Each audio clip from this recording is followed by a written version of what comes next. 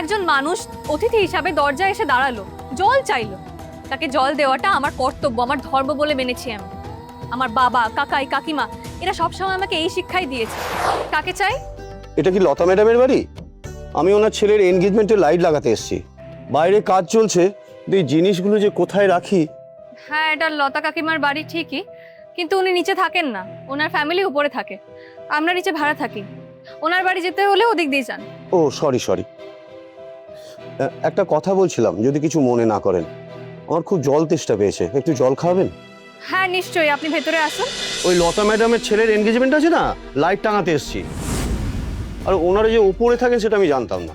তাহলে তো আপনার আগে জেনে আসা উচিত ছিল, তাই না? আপনি কোন সাহসে এখানে এসে দাঁড়িয়েছেন? হ্যাঁ, কার পারমিশনে দাঁড়িয়েছেন বলুন?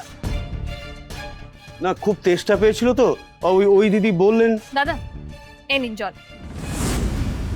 ও মা গো মা, এমের আসপদ্দা তো কম না। তুমি দেখছো যে এই মেয়ে নিজের জ্বালায় জ্বলছে, আর তার ক্ষতে তুমি লঙ্কা পাটা টলছো। হ্যাঁ, তোমার কি মতলব বলো তো শাওন? এই বাড়ির সবার কাছ থেকে তোমায় মুখ শুনতে হচ্ছে বলে তুমি আমার বৃষ্টির কাটা ঘায়ে নুনের ছেটা দিচ্ছ? না কাকিমা, আমি তো সারাদিন তোমাদের সব কথা, অভিমান, আক্রোশ সব মুখ বুঝে হজম করছি,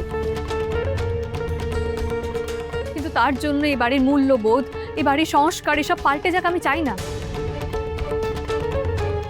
দুদিনের মেয়ে আমার বাড়িতে উড়ে এসে জুড়ে বসেছো, তুমি আমায় শেখাবে মূল্যবোধ, সংস্কার?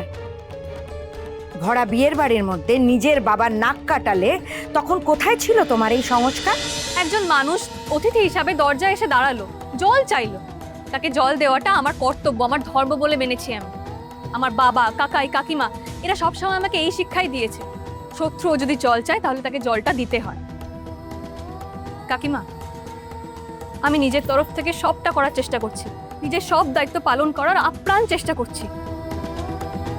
সবাইকে আপন বলে মেনে নিয়েছি, সবাইকে ভালোবেসে কাছে টেনে নিতে চাইছি। তোমরা শুধু দয়া করে আমাকে এই সুযোগটা করে দিও। হ্যাঁ, তোকে সুযোগ দি, আর তুই মিষ্টি কথা বলে আমাদের সবার পিঠে ছুরি গেঁথে দে। আর এটা ছাড়া তুই পারিস কি বল?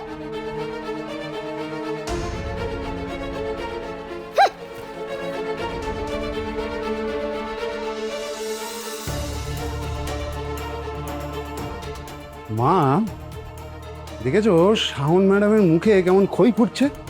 সিরিয়ালের হিরোইনের মতো ডায়ালগ বাজি দিয়ে যাচ্ছে।